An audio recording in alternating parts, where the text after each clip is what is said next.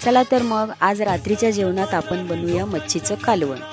त्यासाठी मी मच्छी स्वच्छ मीठ लावून धुवून घेतली आणि मग मसाल्यांमध्ये आलं, लसूण, कोथिंबीर पेस्ट करून घेतली आणि भाजलेला कांदा, सुकं खोबरं ह्याचं वाटणही करून घेतलं।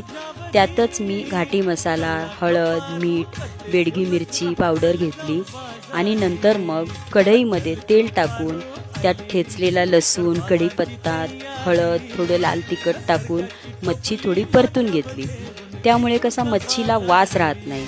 मग त्याच कढईत परत थोडा लसूण टाकून सर्व मसाले छान परतून घ्यायचे आणि मग थोडंसं मिक्सरच्या भांड्यातलं पाणी थोडंसं खंगळून धुवून घेऊन ते थोडं पाणी टाकायचं आणि नंतर आपल्याला जेवढं रस्सा बनवायचा आहे तेवढा कोमट पाणी टाकून घ्यायचं।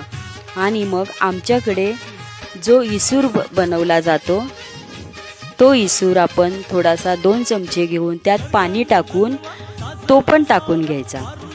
त्याने काय होतं की रश्श्याला थोडासा दाटसरपणा येतो, म्हणून आमच्या गावाकडे ते टाकतात।